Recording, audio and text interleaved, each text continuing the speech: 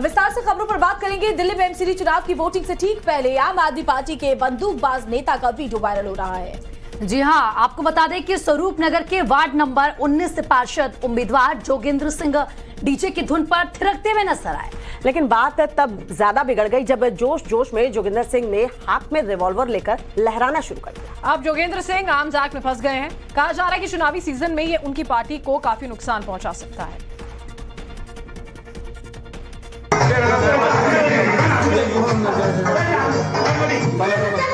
फिल्मी गाने की धुन पर तमंचे के साथ डिस्को करने वाले इस शख्स का नाम है जोगिंदर सिंह उर्फ बंटी,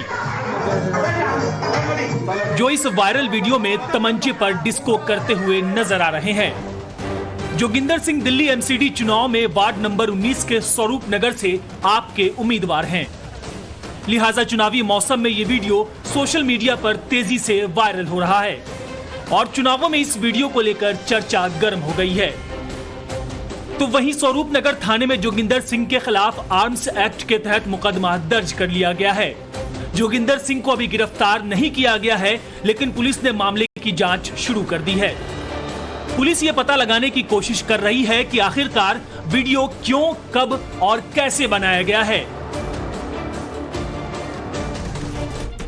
और चलिए आगे बढ़ते हैं, बात भोपाल की करेंगे। भोपाल के चिड़ियाघर में पर्यटकों के विवाद पर सवाल उठाने वाली एक्ट्रेस यानी कि रवीना टंडन खुद अपने वीडियो को लेकर अब विवादों में घिर गई हैं। सतपुड़ा टाइगर रिजर्व पार्क में घूमने गई रवीना टंडन ने एक वीडियो शेयर किया है जिसमें टाइगर ठीक उनकी जिप्सी के सामने से गुजरता नजर आ रहा है। देखिए, अब आरोप ये लग रहे हैं कि रवीना टंडन के ड्राइवर ने जानबूझकर टाइगर के रास्ते में गाड़ी खड़ी कर ये वीडियो बनाया। जो वीडियो सामने आया है उसमें टाइगर भी रवीना को अपने करीब देखकर दहाड़ता दिखाई देता है।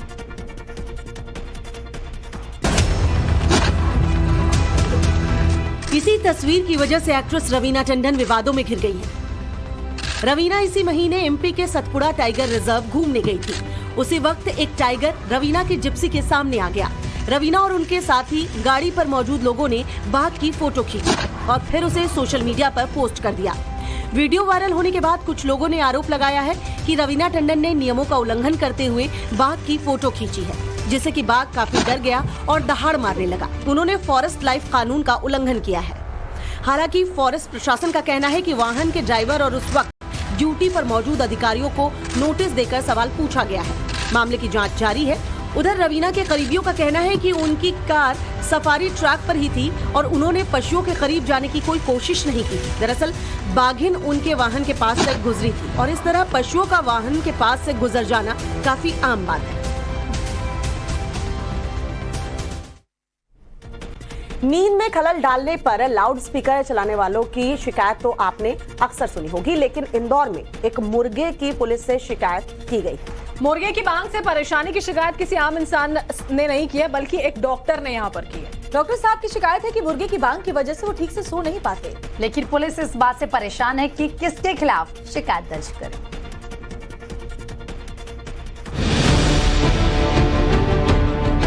मध्य प्रदेश के इंदौर में एक चौंकाने वाला वाकया सामने आया है। डॉक्टर ने मुर्गे की बांग से परेशान होकर थाने में मदद की गुहार लगाई है। मामला इंदौर के पलासिया थाना क्षेत्र का बताया जा रहा है, जहां आलोक नाम के डॉक्टर ने पुलिस थाने में शिकायत दर्ज करवाई है। आलोक का कहना है कि पेशे से वो डॉक्टर हैं, जिसके कारण उन्हें कई बार देर रात तक अस्पताल में रुकना पड़ता है और जैसे ही वो घर पर सोने के लिए जाते हैं तो मुर्गे बांग देना शुरू कर देते हैं, जिससे उनकी नींद खराब होती है। लिहाजा इसकी लिखित शिकायत उन्होंने थाने में दर्ज करवाई है।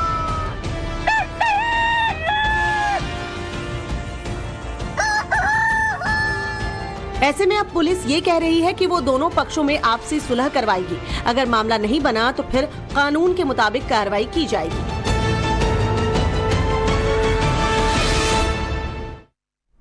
खबर लाहौल स्पीति से अब है, जहां पर एवलांच का एक रोंगटे खड़े कर देने वाला वीडियो सामने आया है। इस एवलांच को वहां से कुछ दूरी पर मौजूद एक शख्स ने अपने मोबाइल फोन के कैमरे में रिकॉर्ड कर लिया। अच्छी बात यह है कि इस एवलांच से किसी तरह के जान माल का नुकसान नहीं हुआ है। दरअसल सर्दियों में भारी बर्फबारी की वजह से पहाड़ की ऊंची चोटियों पर अक्सर इस तरह के एवलांच आते रहते हैं। रिपोर्ट आपको दिखाते हैं। पहाड़ से उठता ये बर्फीला तूफान इस घर को अपनी जद में लेने की कोशिश कर रहा है। किसी चतुर आक्रमणकारी की तरह दबे पांव ये बर्फीला तूफान इस घर पर आक्रमण करने की तैयारी कर रहा है।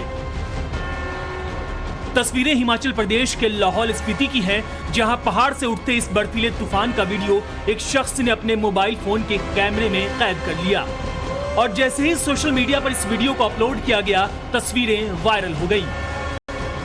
वीडियो बनाने वाले शख्स ने जानकारी देते हुए बताया कि वीडियो लाहौल स्पीति के रोलिंग और जांगला नुकर गांव का है, जहां ये ग्लेशियर टूटने के बाद बर्फीला तूफान आया और धीरे धीरे ये तूफान खंचर और मुर्तजा की तरफ बढ़ गया। इलाके में इस ग्लेशियर के टूटने से कोई नुकसान नहीं हुआ है। तस्वीरें देखने में जितनी शानदार लग रही हैं, उतनी खतरनाक हैं। ऐसे में इन तूफानों से सैलानी मुसीबत में फंस सकते हैं।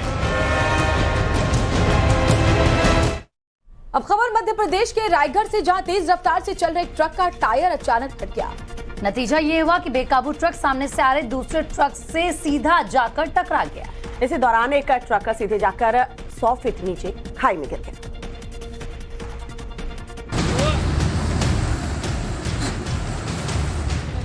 स्ट्रेचर और रस्सी की मदद से युवक का रेस्क्यू किया जा रहा है। तस्वीरें महाराष्ट्र के रायगढ़ जिले की हैं। रायगढ़ जिले के मुंबई पुणे हाईवे पर बोरा घाट के पास दो ट्रकों के बीच जोरदार टक्कर हो गई। हादसे में एक ट्रक का केबिन चकनाचूर हो गया था, तो दूसरा ट्रक रेलिंग तोड़ते हुए 100 फीट गहरी खाई में जा गिरा। बताया जा रहा है कि ट्रक का चलते चलते अचानक टायर फट गया था, जिससे ड्राइवर का संतुलन बिगड़ गया और दो ट्रकों के बीच टक्कर हो गई। दुर्घटना की जानकारी मिलते ही आनंद फानन में रेस्क्यू ऑपरेशन चलाया गया। खाई में गिरे ट्रक चालक की मौके पर ही मौत हो गई, तो वहीं दूसरे ट्रक ड्राइवर को मुंबई के MGM अस्पताल में इलाज के लिए भर्ती कराया गया है।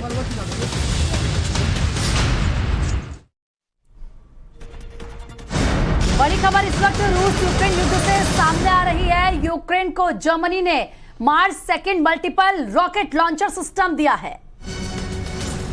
मार्स 2 की मारक क्षमता जो है करीब 100 किलोमीटर बताई जा रही है, जो यूक्रेन से डायरेक्ट रूसी ठिकानों पर सटीक निशाने साध सकता है। देखिए, ऐसा माना जा रहा है कि मार्स से यूक्रेन को महायुद्ध में काफी ज्यादा मजबूती इस वक्त मिलने वाली है। करीब 100 किलोमीटर की इसकी क्षमता है। यूक्रेन को नेटो देशों से लगातार हथियार मिल रहे हैं, जिसके चलते 280 दिनों से वॉर फ्रंट पर यूक्रेन रूसी पलटन के आगे न सिर्फ डटा हुआ है, बल्कि कई जगहों पर रूसी पलटन को पीछे हटने पर भी मजबूर होना पड़ा है।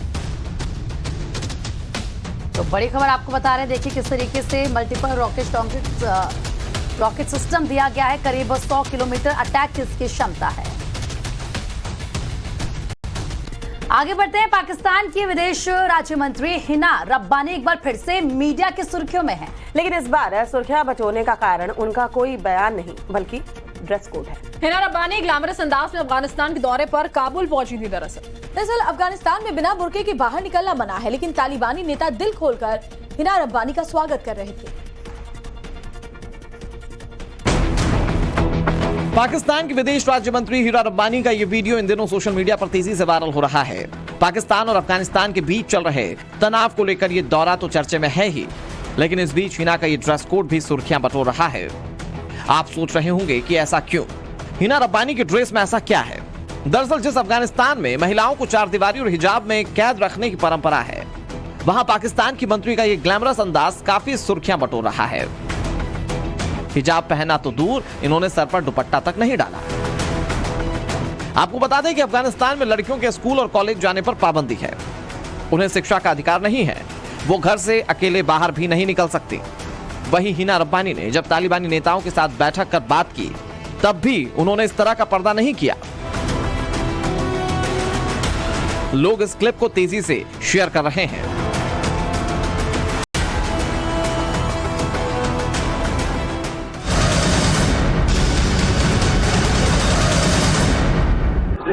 were not covered either.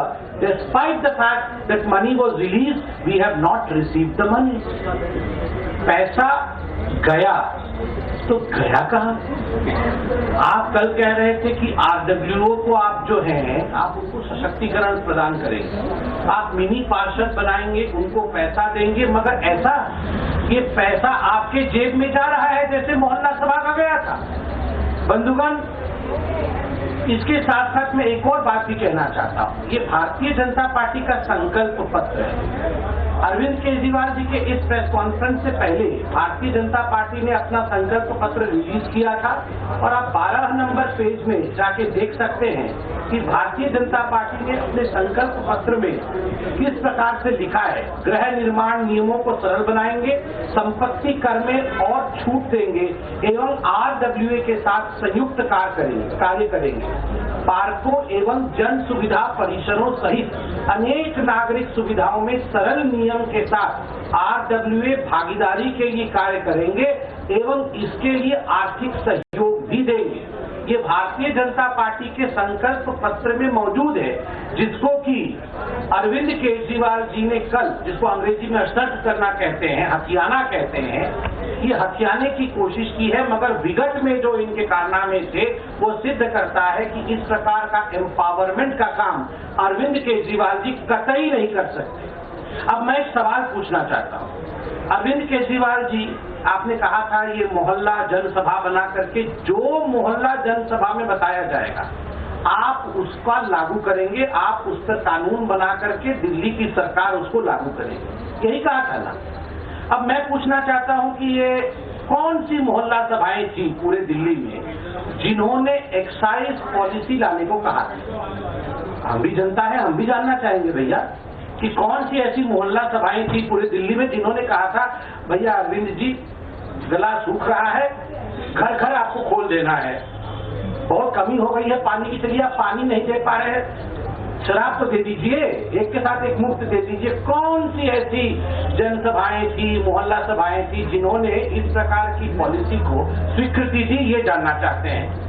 Arvind ji, कौन सी ऐसी आपकी जनसभा, क्या ये मोहल्ला सभाएं थी जिन्होंने ये स्वीकृति दी कि ये जो शराब के ठेकेदार है उनके कमीशन को 2% से बढ़ा करके 12% कर दिया जाएगा?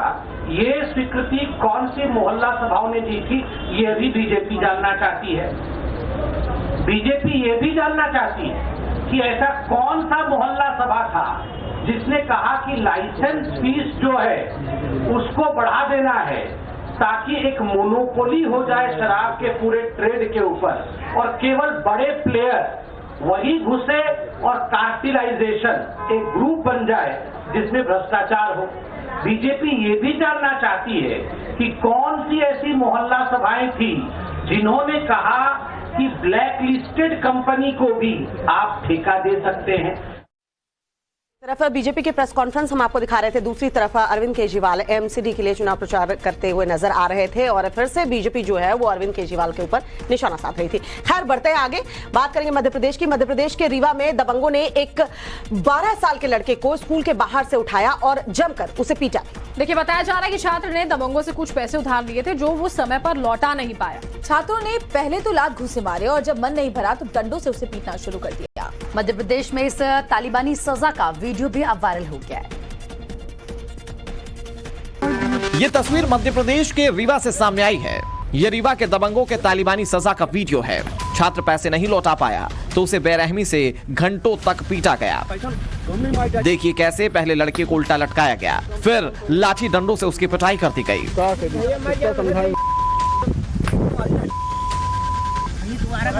इस दौरान छात्र इन दबंगों से रहम की भीख मांग रहा था, हाथ जोड़ रहा था और गुजारिश कर रहा था कि उसे छोड़ दें, लेकिन नहीं, उसकी पिटाई होती गई, कभी लाठी डंडों से तो कभी लात घूंसों से। अब आप सोच रहे होंगे कि ये हुआ क्यों। दरअसल पूरा मामला पैसे का है। जिस लड़के को पीटा जा रहा है वो 12वीं का छात्र है। बताया जा रहा है कि शराब के पैसे न देने पर दबंगों ने इसे ऐसी सजा दी। स्कूल से लौटते वक्त बदमाशों ने उसे उठा लिया और फिर डंडों से छात्र की खूब पिटाई की। ये वीडियो 15 दिन पुराना बताया जा रहा है। वीडियो वायरल होने के बाद पुलिस की टीम हरकत में आई। फिलहाल एक आरोपी गिरफ्तार किया जा चुका है। उत्तर प्रदेश के फिरोजाबाद में एक दुकान में लगी आग परिवार के लिए चिता बन गई। देर रात फर्नीचर की दुकान में लगी आग कुछ ही देर में दुकान की दूसरी मंजिल तक पहुंच गई। आग इतनी तेजी से फैली कि दूसरी मंजिल में रहने वाले परिवार को घर से निकलने का मौका भी नहीं मिला। इस भीषण अग्निकांड में 3 लोग घायल हुए। आग की ये डरावनी लपटों की तस्वीर उत्तर प्रदेश के फिरोजाबाद से सामने आई है। इस भीषण आग ने 6 लोगों की जिंदगी ले ली। शॉर्ट सर्किट से फर्नीचर की दुकान में अचानक लगी आग इतनी भयंकर हो गई कि किसी को संभलने का मौका नहीं मिला। हादसे में 6 लोगों की मौत हो गई जबकि 3 लोग घायल हो गए। जिस 2 मंजिला इमारत में आग लगी उसके ग्राउंड फ्लोर पर इलेक्ट्रॉनिक्स और फर्नीचर की दुकान है। पहली मंजिल पर दुकानदार का पूरा परिवार रहता था। आग लगने के बाद इलाके में अफरा-तफरी मच गई। घर के अंदर फंसे लोगों को निकालने की कोशिश की गई लेकिन सब नाकाम रहे। जानकारी मिलते ही पुलिस और फायर ब्रिगेड की टीम मौके पर पहुंची। दमकल की 18 गाड़ियों ने मोर्चा संभाला और कड़ी मशक्कत के बाद आग पर काबू पाया गया, लेकिन अफसोस कि मकान के अंदर फंसे लोगों को बचाया नहीं जा सका। हादसे में जिन 6 लोगों की मौत हुई है वो एक ही परिवार के हैं, वहीं तीनों घायल वहां के मजदूर हैं। सभी का अस्पताल में इलाज जारी है। और युद्ध क्षेत्र से एक एक्सक्लूसिव वीडियो अभी सामने आया है। अभी ये वीडियो सामने आया, होवित्ज़र तोप से यूक्रेन ने हमला किया है। तो बड़ी खबर आपको बता रहे हैं, रूसी ठिकानों पर बम बरसाए हैं। देखिए किस तरीके से तस्वीरें आपको दिखाएंगे। यूक्रेनी तोपखाने का दुश्मन का जो कहर है यहां पर देखने को मिला है। तो ये अभी ताजा वीडियो हम आपको दिखा रहे हैं जहां होवित्ज़र से यूक्रेन ने हमला किया है। युद्ध क्षेत्र से लगातार जो तस्वीरें आ रही हैं वो इसी तरीके की आ रही हैं क्योंकि विंटर आ चुका है और ऐसे में दोनों ही देशों के सैनिकों की कोशिश ये है कि जल्द से जल्द वो अपने कब्जे को और ज्यादा आगे बढ़ाएं। वहीं आप देखिए इस यूक्रेनी तोपखाने की तरफ से जो हमला किया गया है होवित्ज़र का इस्तेमाल एक बार फिर से किया गया है। एक्सक्लूसिव वीडियो दिखा रहे हैं हम आपको।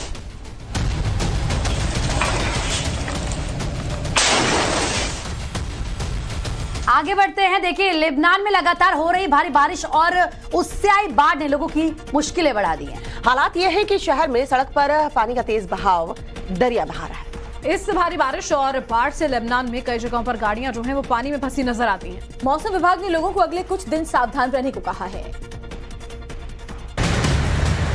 लेबनान में इन दिनों भारी बारिश की वजह से कई इलाकों में बाढ़ आ गई है।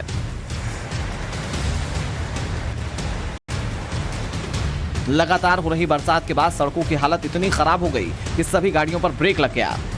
जितनी दूर तक नजर जा रही है हर तरफ सिर्फ पानी ही पानी दिख रहा है। सड़कों पर सैलाब आ चुका है। तेज बहाव में ड्राइवर से गाड़ियां कंट्रोल नहीं हो पा रही हैं।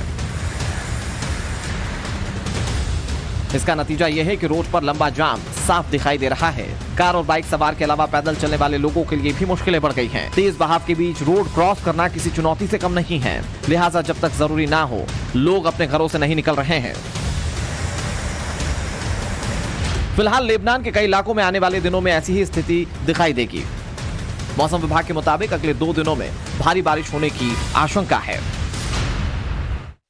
और देखिए अभी अमेरिका से एक बड़ी खबर आ रही है। रूस के दुश्मन देश से अमेरिका की डिफेंस डील जो है वो हुई है। फिनलैंड के साथ अमेरिका की बड़ी वेपन डील हुई है। फिनलैंड को घातक हथियार देगा अमेरिका, ये बड़ी खबर मिल रही है।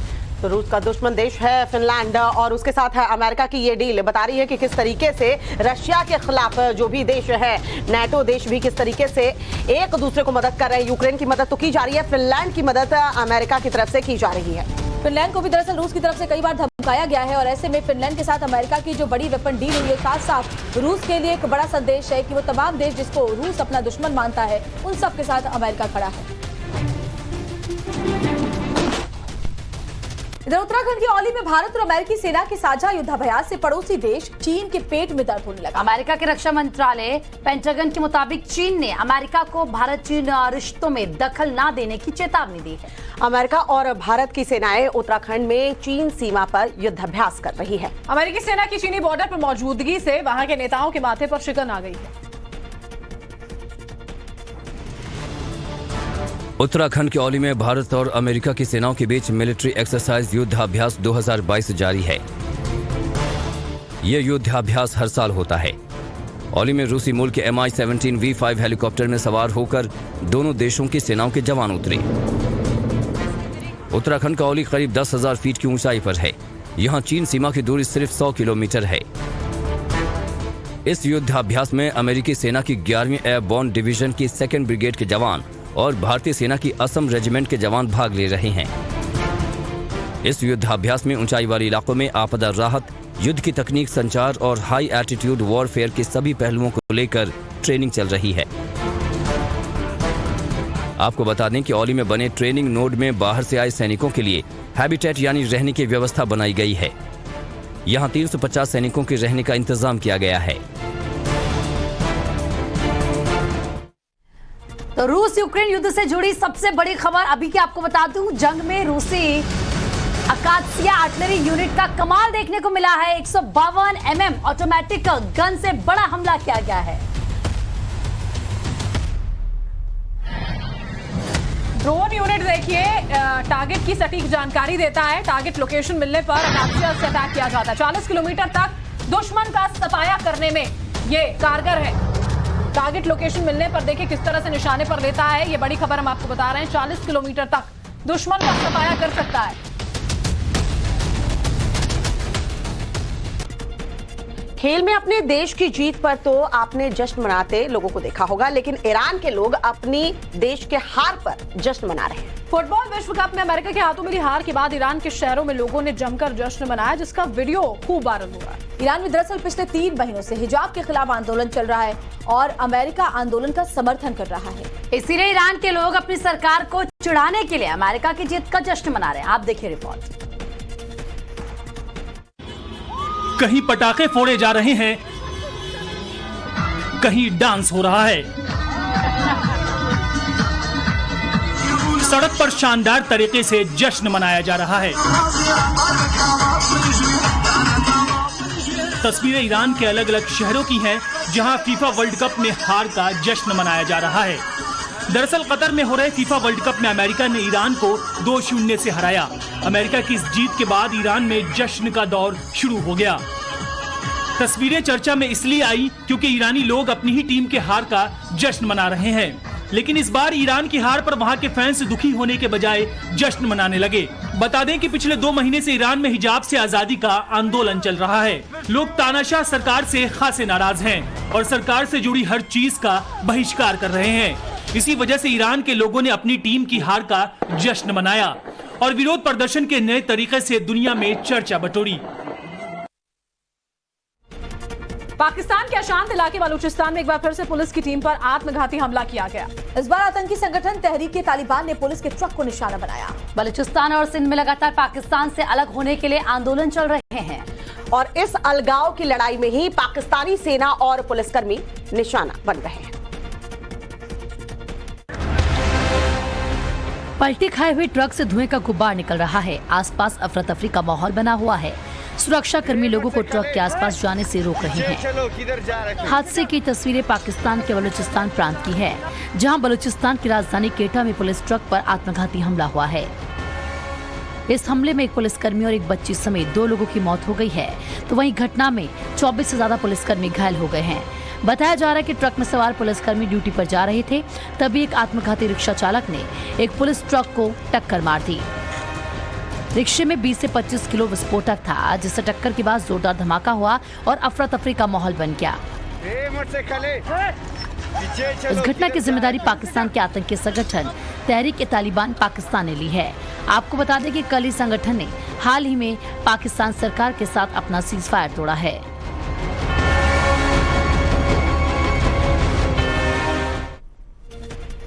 सात दिन बाद आज दिल्ली एम्स के सर्वर को ठीक कर लिया गया है। 23 सितंबर को एम्स के सर्वर पर साइबर अटैक हुआ था, जिसमें 4 सर्वर को सबसे ज्यादा नुकसान हुआ। हालांकि अभी तक डेटा जो है दोबारा पूरी तरह से रीलोड नहीं हुआ है, इसलिए ज्यादातर काम जो है मैनुअल मोड पर ही हो रहे हैं। दूसरी तरफ देखिए, इस मामले में फिरौती और साइबर टेररिज्म का केस दर्ज कर जांच की जा रही है और शक ये भी है कि इस मामले में चीन के हैकर्स का हाथ हो सकता है।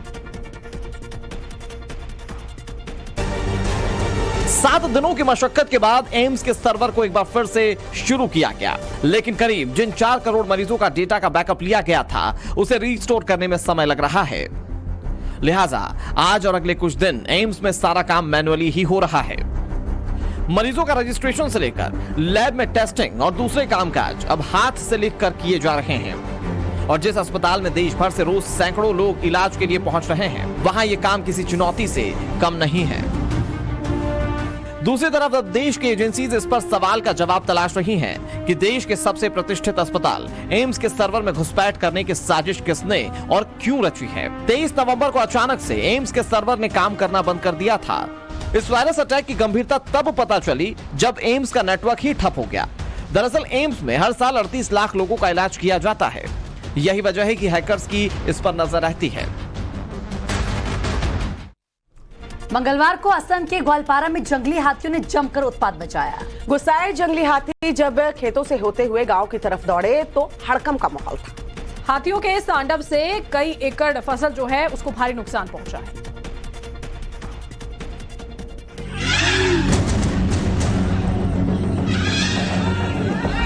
जंगली हाथी ने गांव के लोगों पर हमला बोला तो लोग इधर उधर भागने लगे। खेत में हड़कंप मच गया। ये तस्वीरें असम के ग्वालपारा की हैं, जहां रोंगजुली में लोग जंगली हाथी खेत से भगाने की कोशिश कर रहे थे, लेकिन हाथी ने लोगों पर ही हमला बोल दिया। दरअसल रोंगजुली इलाके में जंगली हाथियों का एक समूह जंगल से खेतों की तरफ आ गया था। ये हाथी भोजन की तलाश कर रहे थे, जिसके बाद हाथियों के समूह ने खेत में जमकर उत्पात मचाया। कई बीघे फसल को बर्बाद कर दिया, जिसके बाद गांव वाले इन हाथियों को भगाने के लिए खेत में पहुंचे। शोर बचाकर ये लोग हाथियों को खेत से बाहर निकालना चाहते थे, लेकिन तभी यह हाथी लोगों के हंगामे से भड़क गया और उसने उल्टा गांव वालों को ही दौड़ाना शुरू कर दिया। हालांकि कुछ लोगों ने जब दोबारा पलटकर हाथी पर पत्थर फेंके और हंगामा किया तो डरकर हाथी पीछे हट गया। लोगों का कहना है कि जंगली हाथियों के समूह में करीब 40 हाथी शामिल थे।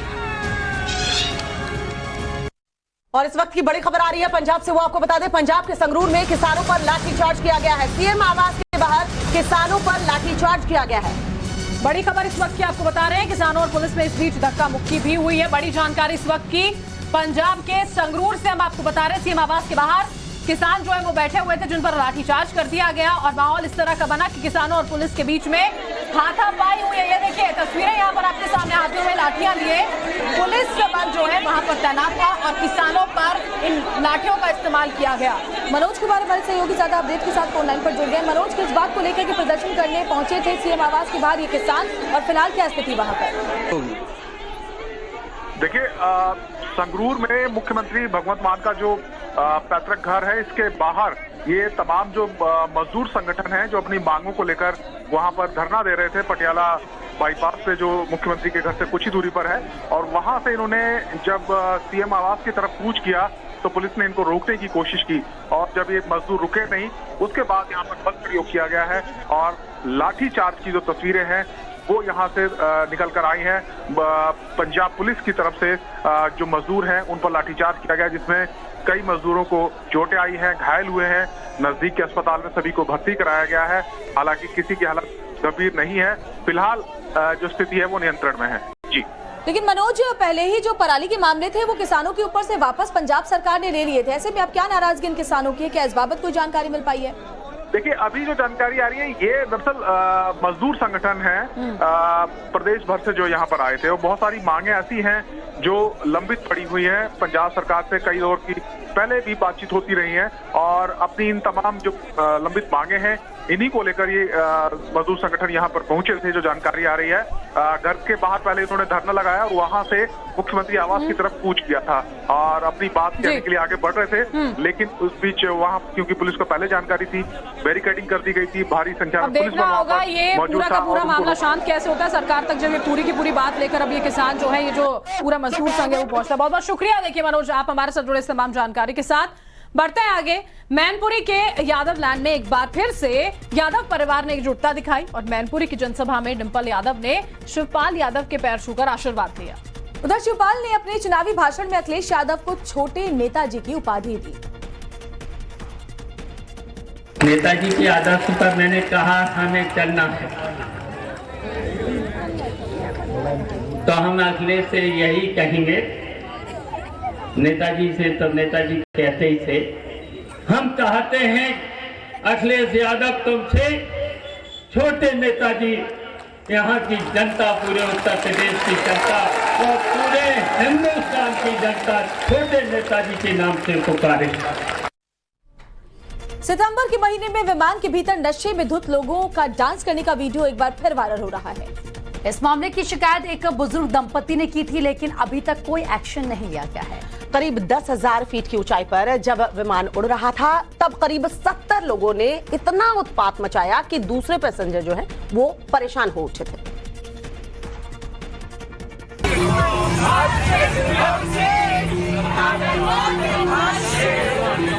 शराब के नशे में लोग फ्लाइट में डांस और हंगामा कर रहे हैं।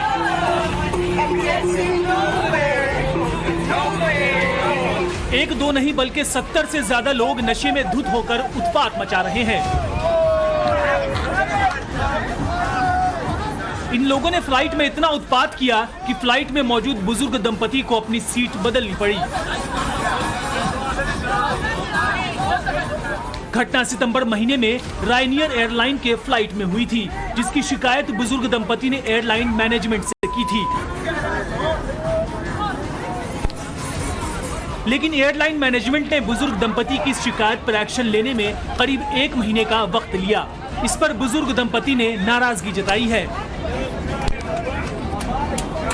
और एक बार फिर ये तस्वीरें सोशल मीडिया पर चर्चा में आ गई हैं। और 4 का अफेयर में बढ़ते आगे नजर डाल लेते हैं 100 बड़ी खबरों पर रफ्तार से। कल होगा गुजरात विधानसभा के लिए फर्स्ट फेज का चुनाव। 89 सीटों के लिए वोटिंग होनी है। 8 दिसंबर को नतीजा आएगा। देश की सुरक्षा पर बोले गृह मंत्री अमित शाह, सुरक्षा को लेकर सेंसिटिव है गुजरात, हमने सुरक्षा के तमाम मापदंडों को पूरा किया। प्रधानमंत्री मोदी को लेकर बोले शाह, वो हमारे नेता हैं, पार्टी को उन पर विश्वास है, उनके नाम पर चुनाव लड़ने में कोई बुराई नहीं। अहमदाबाद में राजनाथ सिंह का मीडिया को संबोधन, कहा 2/3 सीटों से सरकार बनाएगी बीजेपी, अस्तित्व बचाने की लड़ाई लड़ रही है कांग्रेस। नव भारत पर बोले रक्षा मंत्री राजनाथ सिंह, कहा खड़गे के पास शब्दों का अकाल, पीएम को रावण कहने वालों की सोच खराब। गुजरात चुनाव पर राजनाथ सिंह का बयान, कहा कि गुजरात में हिंदू मुस्लिम दोनों बीजेपी के साथ हैं, सुशासन पर लोगों का विश्वास। कांग्रेस पर रक्षा मंत्री राजनाथ सिंह का बयान, कहा कांग्रेस ध्रुवीकरण में लगी रहती है। आम आदमी पार्टी को लेकर दिग्विजय सिंह का बड़ा दावा, कहा गुजरात में 5 सीट भी नहीं जीतेगी आप। कल अहमदाबाद में आम आदमी पार्टी का बड़ा रोड शो, सीएम केजरीवाल, भगवंत मान और हरभजन सिंह शामिल होंगे। एमसीडी को लेकर बीजेपी का बड़ा ऐलान, हरदीप सिंह पुरी ने कहा कि दिल्ली में जहां झुग्गी वहीं मिलेगा मकान। हरदीप सिंह पुरी ने कहा जहां झुग्गी वहां मकान योजना से 10 लाख लोगों को लाभ मिलेगा। आप कांग्रेस सिर्फ सर्वे का इंतजार करती रही। दिल्ली के किदवई नगर में रिकंस्ट्रक्शन बना रीडेवलपमेंट का जीता जागता उदाहरण, सिंगल स्टोरी मकानों की जगह बनी मल्टी स्टोरी बिल्डिंग्स। एमसीडी चुनाव को लेकर कांग्रेस ने जारी किया मैनिफेस्टो, मेरी चमकती दिल्ली के नाम से जारी किया घोषणा पत्र। कांग्रेस ने 3 वादों का किया ऐलान, हर घर में आरओ, डे बोर्डिंग स्कूल और पिछला हाउस टैक्स माफ करने का वादा किया। एमसीडी चुनाव में सीएम केजरीवाल का आरडब्ल्यूए कार्ड, कहा जीत के बाद आरडब्ल्यूए को दिया जाएगा मिनी पार्षद का दर्जा। एमसीडी चुनाव में आप उम्मीदवार के खिलाफ आर्म्स एक्ट के तहत मामला दर्ज, स्वरूप नगर से प्रत्याशी हैं जोगिंदर सिंह उर्फ बंटी। फ्री बिजली को लेकर बोले नीतीश कुमार, कहा जो लोग फ्री बिजली दे रहे हैं वो सही नहीं। पीएफआई पर बैन को लेकर भी अमित शाह ने खुलकर की बात, कहा कि सबूत इकट्ठा करने के बाद ही पीएफआई पर हुई कार्रवाई। अमित शाह ने मनमोहन सिंह को कहा मौनी बाबा, बोले पीएम मोदी के आने पर पाकिस्तान पर भारत ने स्ट्राइक किया। ब्रजेश पाठक ने समाजवादी पार्टी पर साधा निशाना, कहा कि पूरी समाजवादी पार्टी मैनपुरी में लगी है, रामपुर पर नहीं है पार्टी की नजर। अनिल विज ने खड़गे पर साधा निशाना, कहा कांग्रेस के अंदर अभी भी छुपा है रावण। राहुल गांधी की महाकाल पूजा पर गिरिराज सिंह का तंज बताया सीजनल हिंदू, कहा कि मोदी जी की वजह से पहुंचे महाकाल की तरफ। कमलनाथ ने राहुल गांधी की तारीफ की, कहा राहुल गांधी हर दिन 24 किलोमीटर पैदल चल रहे हैं, ऐसा करना छोटी बात नहीं। अशोक गहलोत का पीएम मोदी पर निशाना, कहा कि भारत जोड़ो यात्रा से घबराई बीजेपी, गुजरात में पीएम और गृह मंत्री सड़कों पर घूम रहे हैं। कांग्रेस की अंदरूनी कलह को लेकर बोले विधायक रामलाल शर्मा, इसका नुकसान सिर्फ राजस्थान की जनता को होगा। कोलकाता में कांग्रेस नेता आर चौधरी का बयान, कहा सीए और एनआरसी हिंदुओं के लिए खतरा। डीएमके का सीए के विरोध में सुप्रीम कोर्ट में हलफनामा, लिखा सीए में श्रीलंका में रहने वाले तमिलों को शामिल नहीं किया जाए। उत्तराखंड विधानसभा में सख्त धर्मांतरण विधेयक पेश, गैर जमानती अपराध होगा धर्मांतरण, 3 से 10 साल तक की हो सकती है सजा। धर्मांतरण और महिला आरक्षण से जुड़े विधेयक उत्तराखंड विधानसभा में पेश, महिलाओं को सरकारी नौकरी में मिलेगा 30% आरक्षण। धर्मांतरण को लेकर ईसाई मिशनरी ने किया प्रहलाद पटेल के घर प्रदर्शनकारियों पर नाराज है प्रहलाद पटेल, कहा कि आइंदा पूछकर आएंगे प्रदर्शन करने। दिल्ली शराब घोटाला केस में आरोपी अमित अरोड़ा को 7 दिन की कस्टडी राउज एवेन्यू कोर्ट ने ईडी की कस्टडी में भेजा है। शराब घोटाला मामले में सामने आया चौंकाने वाला मामला, लाइसेंस की फीस बढ़ाकर होलसेल व्यापारियों को पहुंचाया गया फायदा। कानपुर से फरार होकर मुंबई पहुंचे समाजवादी पार्टी के विधायक इरफान सोलंकी, यूपी पुलिस ने तस्वीर जारी की। दिल्ली एम्स के ई अस्पताल सर्वर का डाटा किया गया है रिस्टोर, प्रशासन का हैकिंग पर बयान, कहा कि साइबर सुरक्षा के लिए किया गया काम। दिल्ली एम्स के सर्वर हैक मामले में आतंकी एंगल से जांच कर रही है एनआईए। हाई लेवल बैठक में आईबी एनआईए के अधिकारी मौजूद रहे। एम्स सर्वर अटैक में हो सकता है पाकिस्तान की आईएसआई का हाथ, साइबर टेररिज्म एंगल से भी हो रही है जांच। एम्स में फिलहाल मैनुअल मोड पर हो रहे काम, ऑनलाइन मोड पर ओपीडी सेवाओं को बहाल करने के लिए एम्स ने डीआरडीओ की मदद मांगी है।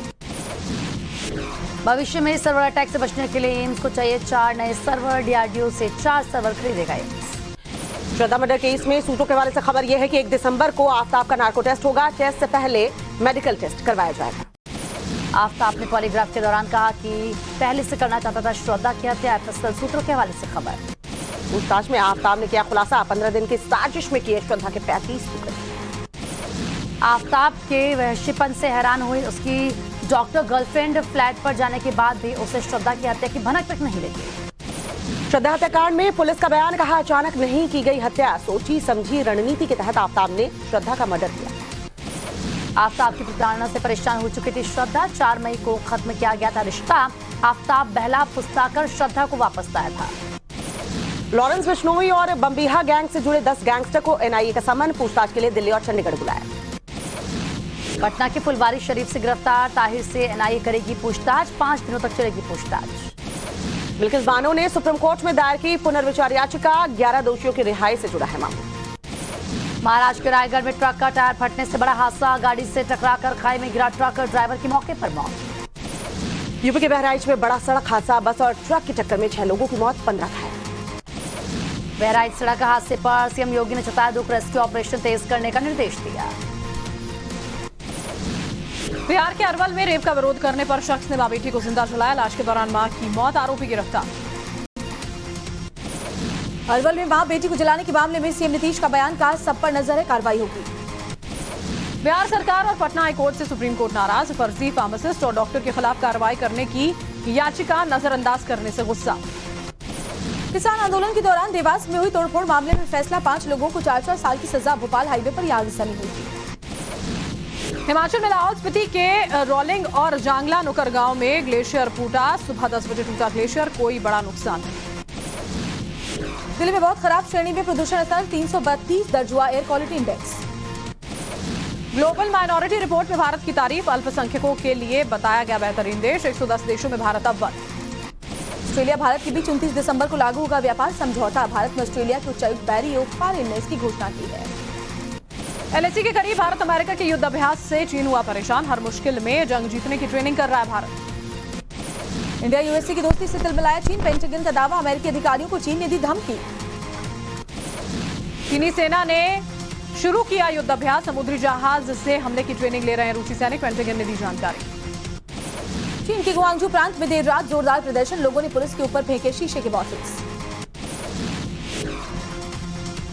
प्रदर्शन के दौरान गुआंगझू प्रांत में पुलिस और प्रदर्शनकारियों के बीच हुई भिड़ंत, प्रशासन ने लोगों को दी क्रैकडाउन की धमकी। चीन में युवाओं का अनोखा प्रदर्शन, सेंसरशिप के खिलाफ हाथ में सादा पेपर लेकर जता रहे विरोध। चीन में लोगों की मॉनिटरिंग कर रही है पुलिस, अलग अलग जगहों पर ड्रोन के जरिए हो रही है निगरानी। शंघाई सबवे में पुलिस ले रही है यात्रियों के फोन की तलाशी, लोगों पर मोबाइल से कंटेंट डिलीट करने के लिए दबाव बना रहे हैं पुलिसकर्मी। चीन में कोरोना की मास टेस्टिंग, बीजिंग समेत बड़े शहरों में पुलिस की भारी तैनाती। न्यूयॉर्क में चीनी दूतावास के सामने विरोध प्रदर्शन, सीसीपी के विरोध में 1000 से ज्यादा लोगों ने नारेबाजी की है। पाकिस्तान के क्वेटा में हुआ फिदायन हमला, हमले में 5 लोगों की मौत, 20 से ज्यादा लोग जख्मी। तहरीके तालिबान ने ली क्वेटा में हुए फिदायन हमले की जिम्मेदारी, कल ही किया था संघर्ष विराम समझौता तोड़ने का ऐलान। इमरान खान ने नए पाकिस्तानी सेना चीफ को बधाई दी, कहा उम्मीद है नए सेना चीफ और जेसीएस आम लोगों के भरोसे को बहाल करेंगे। फीफा में अमेरिका से ईरानी टीम की हार के बाद ईरान में जश्न का माहौल, डांस करते हुए पटाखे जलाते हुए नजर आए प्रदर्शनकारी। ईरानी जनरल ने प्रदर्शन में 300 से ज्यादा लोगों की मौत को स्वीकार किया। प्रोटेस्ट के दौरान 40 विदेशियों की हुई गिरफ्तारी। ईरान में लगातार 75वें दिन भी ट्रक ड्राइवर्स का प्रदर्शन जारी। प्रशासन के खिलाफ देशव्यापी विरोध प्रदर्शन। रूस के एक शॉपिंग सेंटर में लगी भयंकर आग। हादसे में किसी के हताहत होने की खबर नहीं। पेरू में जानवरों में मिला H5N1 संक्रमण। रिसर्च टीम ने इन्फ्लुएंजा के बढ़ने का अलर्ट जारी किया है।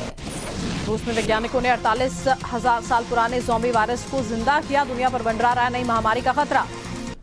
खार्किव में गोली के अवशेष इकट्ठा करे यूक्रेनी सैपर्स। पूरे शहर में रूसी हमले के बाद बचे अवशेषों को इकट्ठा किया जा रहा है। अमेरिकी हिमार्स से रूस पर हमला कर रहा यूक्रेन। रूसी ठिकानों पर अटैक का वीडियो आया सामने। अमेरिका ने हिमार्स दिया।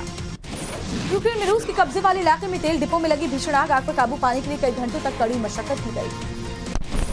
यूक्रेन के सैटेलाइट को नुकसान पहुंचा सकता है रूस। सिविलियन सैटेलाइट को निशाना बनाने पर रूस की नजर। यूक्रेन पर रूस का ताबड़तोड़ attack. Multiple launch rocket system के हमले से यूक्रेनी इक्विपमेंट्स और फोर्सेस को भारी नुकसान। होवित्जर तोप से रूस पर यूक्रेन का पलटवार। 203 mm कैलिबर 2CS पियोन से दे रहा है मुंहतोड़ जवाब। भारी बर्फबारी के बीच यूक्रेनी सेना ने कसी कमर। रूसी सेना पर आक्रमण के लिए तैयार। पाक में तैनात किया गया यूक्रेनी टैंक। ठंड में भी कम नहीं हो रहा है सैनिकों का जोश। फायरिंग का वीडियो आया सामने। रूस पर आर्टिलरी रॉकेट सिस्टम से अटैक कर रहा है यूक्रेन। मार्स 2 से यूक्रेनी जवानों ने किए के बाद एक हमले। रूस से यूक्रेन में बायोलॉजिकल लैब होने का लगाया आरोप। अमेरिका को दी चेतावनी। कहा यूएस का हस्तक्षेप ठीक नहीं। यूक्रेन को जल्दी चौथा हिमार्स रॉकेट लॉन्चर भेजेगा फ्रांस। यूक्रेन के रक्षा मंत्री ने ट्वीट कर इसकी जानकारी दी है। यूक्रेन रूस युद्ध में प्रोजेक्टाइल से हो सकता है अटैक। उड़ान के बीच में बदला जा सकता है बम का डायरेक्शन। यूक्रेन को और एंटी एयरक्राफ्ट टैंक देगा Germany. German chancellor Olaf Scholz ने इसकी घोषणा की है। जर्मनी के न्याय मंत्री का बयान। यूक्रेनी एनर्जी प्लांट पर हमला कर रूस ने वॉर क्राइम किया। यूक्रेनी एयर डिफेंस सिस्टम को मजबूत करेगा अमेरिका। यूक्रेन को पैट्रियट मिसाइल देने पर विचार किया जा रहा है। यूक्रेन को मिल सकता है MiG-29 और F-16 फाइटर जेट। नाटो की बैठक में बातचीत। युद्ध को लेकर नाटो का बड़ा बयान। कहा सर्दी को हथियार की तरह इस्तेमाल करेगा रूस। नाटो की बैठक में रूस को ओपन चैलेंज। का यूक्रेन को नाटो का सदस्य बनने से नहीं रोक पाएगा रूस। रूस के खिलाफ नाटो का बड़ा प्लान। ब्लैक सी और बाल्टिक सी में ताकत बढ़ाने का प्लान बना रहा है नाटो। शरणार्थी संकट को लेकर बड़ी यूरोपीय देशों की टेंशन। नाटो ने कहा सर्दियों में यूक्रेन छोड़कर भागेंगे लोग। उत्तर कोरिया का दावा। उसकी वायुसेना के आगे अमेरिका और दक्षिण कोरिया ने घुटने टेक दिए। साउथ कोरिया के एयर डिफेंस जोन में घुसे 2 चीनी और 6 रूसी लड़ाकू विमान। सियोल के JCS ने जानकारी दी। भारत और न्यूजीलैंड के बीच आखिरी वनडे बारिश की वजह से रद्द। 3 मैच की सीरीज में न्यूजीलैंड की 1-0 से जीत। और बड़ी खबर आपको बताएं, पंजाब के संगरूर में मजदूरों पर लाठी चार्ज किया गया है। सीएम आवास के बाहर ये जो मजदूर संगठन के लोग हैं वो पहुंचे थे और उनके ऊपर लाठी चार्ज किया गया है। मजदूरों और पुलिस में धक्का मुक्की भी हुई है। और बता दें आपको किस तरीके से देखिए तस्वीरें सामने आई है। लाठीचार्ज में कई मजदूर घायल हुए हैं। और मनोज इस वक्त हमारे साथ लाइव जुड़ चुके हैं। उनका रुख कर लेते हैं। मनोज, लाठीचार्ज यहाँ पर मजदूरों पर किया गया, कई जख्मी भी हुए हैं। क्या कुछ वहाँ पर हुआ है, क्या मांगे थी, क्या पूरा मामला?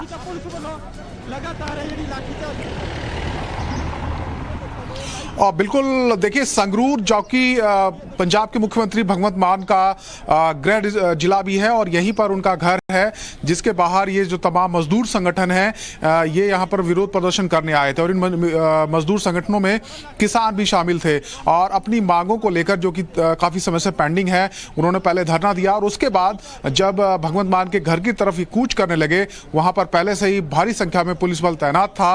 वहाँ पर बैरिकेडिंग की हुई थी, लेकिन जब किसान और मजदूर वहां से पीछे नहीं हटे तो फिर उनको हटाने के लिए पुलिस ने लाठी चार्ज किया। और तस्वीरें हम देख सकते हैं किस तरीके से जो पंजाब पुलिस है वो लाठियां भांज रही है। बताया जा रहा है कि जो यहाँ पर मजदूर हैं और ये जो किसान हैं ये दरअसल मजदूरी करते हैं, खेतीहर मजदूर हैं। और इनमें से कई ऐसे मजदूर हैं जो शामलात जमीन होती है पंचायत की, उस पर खेती बाड़ी करके अपना पेट पालते थे। लेकिन हाल ही में पंजाब सरकार ने यह भी फैसला किया कि शामलात जमीन का मालिकाना हक खत्म करके इसी को लेकर गुस्सा भी यहाँ पर किसानों का सामने आ रहा था। मनोज, आप अपनी नजर बनाए रखिएगा। बहुत बहुत शुक्रिया फिलहाल तमाम अपडेट के लिए।